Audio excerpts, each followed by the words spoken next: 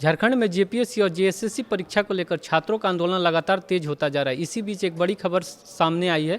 JPSC के 3 मौजूदा सदस्यों ने अपने पद से इस्तीफा दे दिया। इसमें अजीता भट्टाचार्य, अनिंदा हसंदा और जमाल अहमद शामिल है। राज्यपाल संतोष कुमार गंगवार ने राज्य सरकार की सिफारिश पर इन तीनों इस्तीफे को स्वीकार कर लिए हैं। लेकिन सवाल है कि आखिर ऐसा क्यों हुआ। आइए इस पूरे मामले को आसान भाषा में समझते हैं। नमस्कार, मैं अंकित कुंवर और आप देख रहे हैं न्यूज़ 18 का डिजिटल प्लेटफॉर्म। दरअसल झारखंड में प्रतियोगी परीक्षाओं में कथित गड़बड़ी और पारदर्शिता को लेकर छात्र लंबे समय से सवाल उठा रहे हैं। छात्रों का आरोप है कि परीक्षा व्यवस्था में कई तरह की अनियमितताएं हुई है और पूरी प्रक्रिया को ज़्यादा पारदर्शी और निष्पक्ष बनाने की जरूरत है। इसी मुद्दे को लेकर रांची में छात्रों का आंदोलन चल रहा है। छात्रों ने अपनी मांगों को लेकर सरकार पर दबाव बनाया है और अब 10 अगस्त को झारखंड विधानसभा घेराव का भी ऐलान किया है।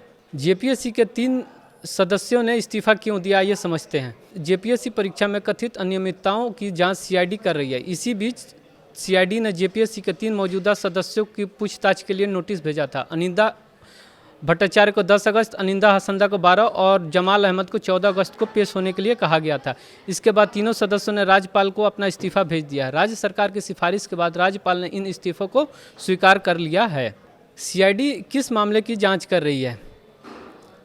सीआईडी की जांच का एक अहम हिस्सा TSR data processing private limited यानी टीडीपीएल से जुड़ा हुआ है। जांच एजेंसी को यह पता लगाने की कोशिश कर रही है कि परीक्षा से जुड़े काम के लिए टीडीपीएल को किस आधार पर पैनल में शामिल किया गया और उसका चयन कैसे हुआ। जांच में यह भी देखा जा रहा है कि अगर कंपनी को पहले ब्लैकलिस्ट किया गया था और बाद में उसे परीक्षा से जुड़े काम के लिए किस आधार पर एमपैनल किया गया। इसी सिलसिले में जेपीएससी के इन तीनों सदस्यों से पूछताछ होनी थी। छात्रों के आंदोलन के बीच रविवार को छात्र और आंदोलन कर रहे छात्रों के बीच बातचीत भी हुई। सरकार की ओर से छात्रों की कई मांगों को सामने रखी गई, लेकिन उसके बावजूद पूरी तरह सहमति नहीं बन पाई। छात्रों ने आंदोलन जारी करने का फैसला किया है। अब छात्रों ने 10 तारीख को विधानसभा घेरने का भी तैयारी की है। इसी बीच मुख्यमंत्री हेमंत सोरेन ने छात्रों के नाम एक संदेश जारी किया। उन्होंने कहा है कि उनका हमेशा से विश्वास रहा है कि संवाद से ही सुधार आता है। मुख्यमंत्री ने झारखंड के लाखों युवाओं के सपने की जिम्मेदारी है। यह एक छात्र जब कई साल मेहनत करके प्रतियोगिता परीक्षा की तैयारी करता है तो उसके साथ सिर्फ उसका भविष्य नहीं बल्कि पूरे परिवार की उम्मीद होती है। इसलिए सरकार परीक्षा व्यवस्था को पारदर्शी, निष्पक्ष, विश्वसनीयता बनाना चाहती है। मुख्यमंत्री ने युवाओं से परीक्षा की व्यवस्था को बेहतर बनाने के लिए सीधे सुझाव देने की अपील किया। उन्होंने कहा कि छात्र बताएं परीक्षा प्रणाली में क्या कमी है, कहाँ परेशानी आती है, क्या बेहतर व्यवस्था हो सकती है, किस तरह की समस्या को छात्रों से खुद सामना किया है और अगर किसी छात्र के पास कोई नया समाधान है तो वो भी सरकार के साथ साझा करे। इसी उद्देश्य से सरकार ने छात्रों की बात छात्रों के साथ अभियान शुरू करने की बात कही है। मुख्यमंत्री का कहना है कि छात्रों से मिलने वाली सुझावों का अध्ययन किया जाएगा। विशेषज्ञ उन सुझावों की जांच करेंगे और उसमें सुधार करेंगे।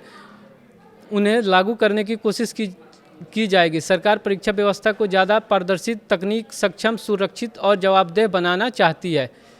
फिलहाल इस पूरे मामले में 3 चीज़ें सबसे ज़्यादा महत्वपूर्ण है। पहला, जेपीएससी के 3 सदस्यों का इस्तीफा। दूसरा जो है सीआईडी की चल रही जाँच और टीडीपीएल से जुड़ा सवाल। तीसरा, छात्रों का आंदोलन और 10 अगस्त को प्रस्तावित विधानसभा घेराव। अब देखना होगा कि सरकार और छात्रों के बातचीत से कोई समाधान निकलता है या आंदोलन आगे भी जारी रहता है। साथ ही सीआईडी की जांच में आगे क्या सामने आता है, इस पर भी सभी की नज़र रहेगी। अगर आप इस पूरे मामले पर क्या सोचते हैं, क्या प्रतियोगी परीक्षाओं को ज़्यादा पारदर्शी बनाने के लिए सरकार को छात्रों की मांगों पर कदम उठाने चाहिए? अपनी राय कमेंट में ज़रूर बताइए। वीडियो पसंद आया तो वीडियो को लाइक, शेयर और चैनल को सब्सक्राइब जरूर करें। धन्यवाद।